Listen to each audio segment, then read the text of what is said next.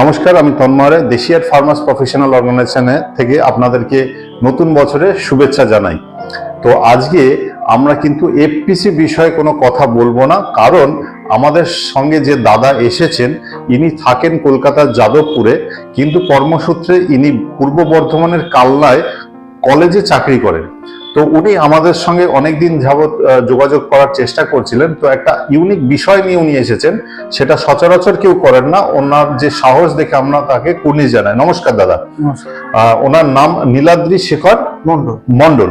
নীলাদ্রি বাবু, আপনাকে আমাদের এই কোম্পানিতে শুভেচ্ছা। এবং আপনি যে কারণে এসেছেন সেটা আমরা আলোচনা করছি, সেটা হচ্ছে যে অনেক চাষি ভাই আছেন যারা কিন্তু মানে এই আলু ব্যবসার সঙ্গে যুক্ত, এবং অনেকেই এই ব্যবসাদারও আছেন যারা এই আলু ব্যবসার সঙ্গে যুক্ত, কিন্তু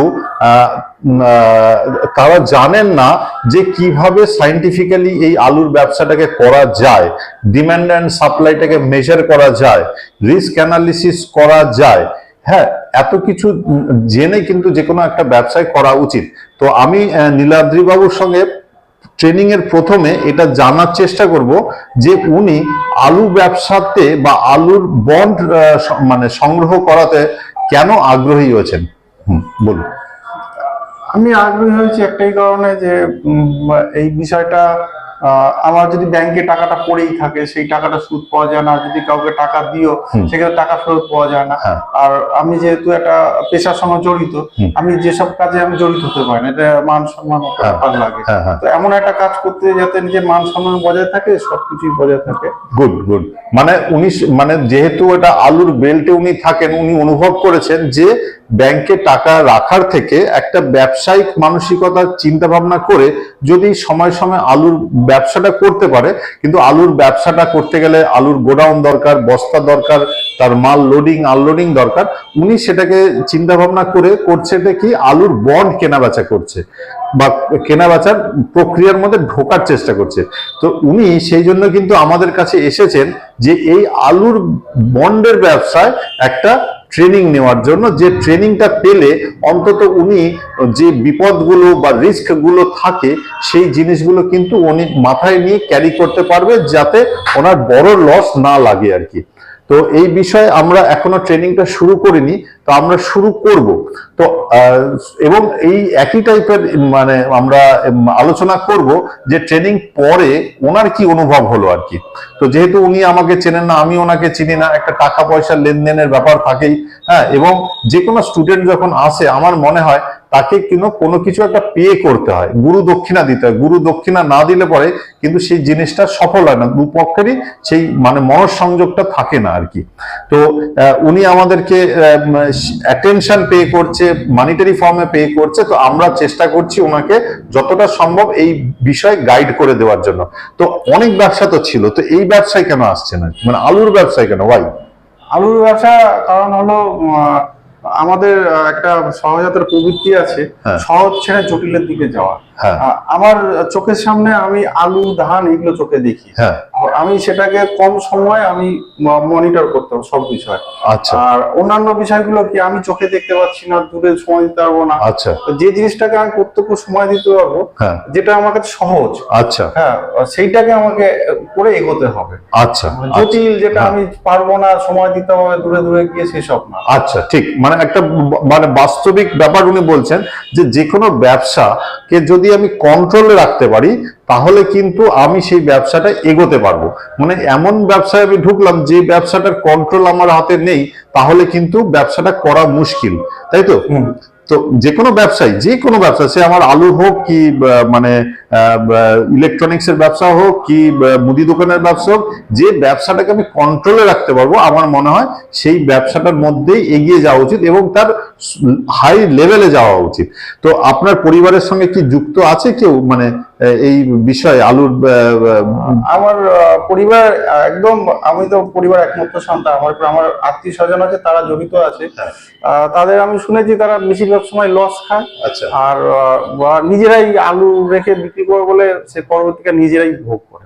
আচ্ছা, তার মানে আলু কিনেছে, আলু বিক্রি করতে পারেনি, সেটা কিনে না কিনে নিজেরাই ভোগ করে। এবার আমি বুঝতে পারছি না, দেখা গেল আমি 1 লরি আলু কিনছি, কিন্তু সেটা যদি বেচতে না পারি কতটা আলু খাবো? যেমন এবার 2023 সালে মানে আলুর দাম একেবারে ফল করে গেছে 2023 সালের ডিসেম্বর মাসে। তো আমরা দেখবো এই ট্রেনিং এর পরে ওনার অনুভবটা কি, যে উনি কি কি শিখলেন সেগুলো নিয়ে আলোচনা করবো। দেখতে থাকুন আমাদের ক্লাস। নমস্কার।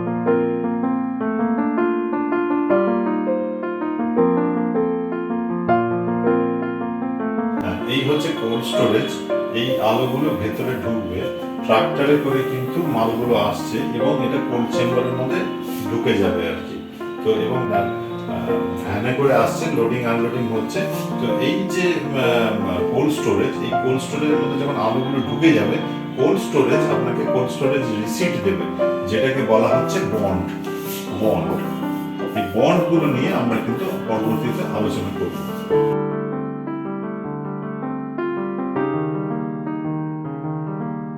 আমাদের এই ক্লাস শেষ হলো।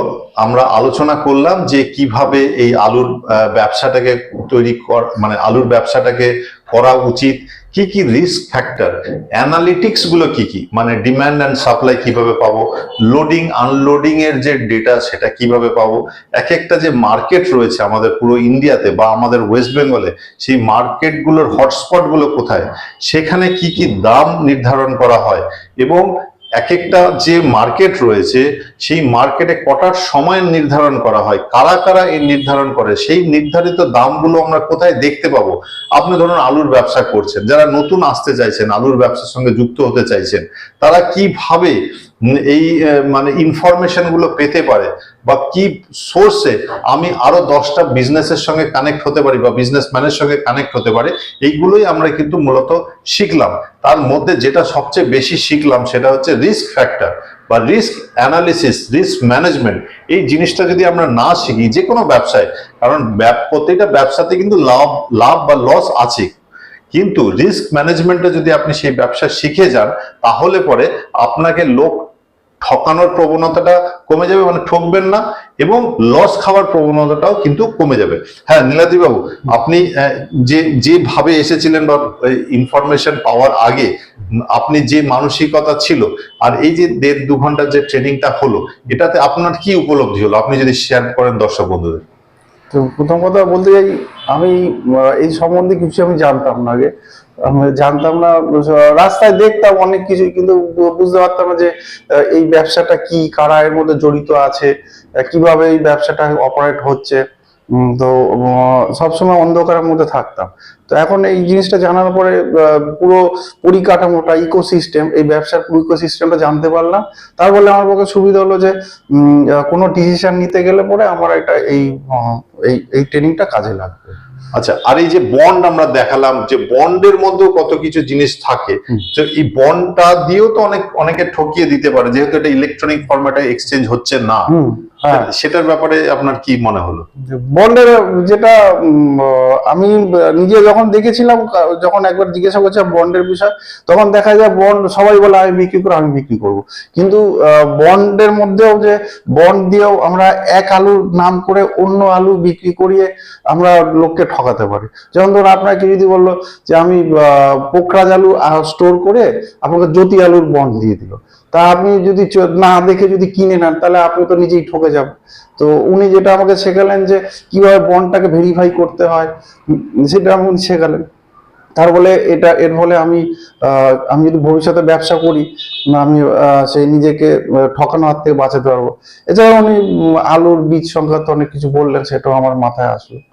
তো এই যে আলু, কত প্রকার আলু, কোথা থেকে আলুর যে ইতিহাস, একটা ব্যবসা করতে গেলে সেই ইতিহাসটা আমাকে জানতে হবে, যে আমরা কেন আলুটা খাচ্ছি, বা এই আলুটা কোথা থেকে আসলো, আমাদের দেশে কোথায় কোথায় আলুর মানে উৎপাদন হচ্ছে আর কোথায় কনজাম্পশন হচ্ছে। তো এই পুরো ডেটা অ্যানালিটিক্স যদি আমি না জানি, তাহলে কি আপনার মনে হয় যে কারো পক্ষে বিজনেসটা করা সম্ভব? বড় বিজনেস এখন মানে একটা ছোট আলুওয়ালার মতন যদি বাজারে গিয়ে আলু বেচতে থাকি, সেটা তো হতে পারে, কিন্তু একটা শিক্ষিত লোকের পক্ষে কি সেই ব্যবসাটা করা সম্ভব? করা সম্ভব না, কারণ সে একটা সম্মান নিয়ে সমাজে বাঁচে। কিন্তু আলুর ব্যবসাটার মধ্যে যে পয়সাটা রয়েছে, সেটা এই ট্রেনিংটা করার পরে কি আপনার উপলব্ধি হয়েছে যে এটা একটা শিক্ষিত লোক পয়সা ইনভেস্টমেন্ট করতে পারে আর কি। হ্যাঁ, এটাও তো একটা ইনভেস্টমেন্ট। আমাদের মুদ্রা কথা হলো যে এখানে যারা কাজ করছে সবাই টাকা রোজগারের জন্য কাজ করছে, প্রত্যেকটা কাজে অর্থনৈতিক ইকোনমিতে কাজ হচ্ছে। এখানেও আমাদের সেই জায়গা আছে যে আমরা ইনভেস্ট করতে পারি, ইনভেস্ট করে সেটা রিটার্ন নিতে পারি। তবে হ্যাঁ, প্রত্যেকটা ইনভেস্টমেন্টের একটা রিস্ক আছে। সেই রিস্ক যদি না মেনে কাজ করা হয়, সব কাজেই আপনাকে ব্যর্থতা আসতে পারে। রিস্কটাকে জেনে কাজ করতে হবে। ঠিক। তো কারণ কেউ যদি এই ট্রেনিংটা নিতে চায়, তো আপনার কি উপদেশ, মানে তার কি নেওয়া উচিত না নেওয়া উচিত না ট্রেনিং নিয়েই ব্যবসায় নামা উচিত? না, ট্রেনিং নিয়ে ব্যবসা নেওয়া উচিত সবসময়। কারণ হলো আপনি যখন চাকরি করছেন এই অবস্থায়, তখন আপনি নার্সারি থেকে MA BA অব্দি পড়াশোনা করে তারপরে আপনি পেশায় যুক্ত হচ্ছেন। সেখানে প্রত্যেকটা কাজে জ্ঞান প্রয়োজন, জ্ঞান না থাকলে কোনো কাজ হবে না। তো আপনি যদি কিছু না জেনে কাজ করেন, আপনি মুখ থুবড়ে পড়বেন। এটি হলো ব্যাপার। নমস্কার নীলাদ্রি বাবু, আপনার সাক্ষাৎকার পেয়ে আমরা খুবই আনন্দিত। কারণ এটাই আমাদের বলার যে যারা যারা ভাবছেন যে আলুর ব্যবসার সঙ্গে যুক্ত হতে পারবেন অথচ গাইডেন্স পাচ্ছেন না, আপনি পাবেনও না। কারণ মার্কেটে আপনি যখন যাবেন আপনাকে হয় ভয় খাইয়ে দেবে, নাহলে আন্ডার এস্টিমেট করবে যে নতুন লোকটা এসছে, এ ব্যবসা করবে, বা একে একজনকে আমি পেয়েছি যাকে আমি মানে এক্সপ্লয়েট করতে পারবো। তো এক্সপ্লয়েট হওয়ার আগে অবশ্যই জ্ঞান আপনার দরকার, যে জ্ঞানটা পেলে পরে আপনি ভালোভাবে রিস্ক ম্যানেজমেন্ট এবং আপনার ডিসিশন ফ্যাক্টর গুলো আপনার কিন্তু কাজে আসবে। তো দর্শক বন্ধুরা, আপনারা যারা যারা ভাবছেন যে এই আলুর ট্রেডিং বা পটেটো ট্রেডিং করতে চাইছেন, পটেটো বন্ড ট্রেডিং এর জন্য যে ট্রেনিং হচ্ছে সেটা নিচে দেওয়া নাম্বারে যোগাযোগ করুন। আপনাদের জন্য পার্সোনালাইজড অথবা গ্রুপ ট্রেনিং এর আমরা ব্যবস্থা করে দেবো। নমস্কার।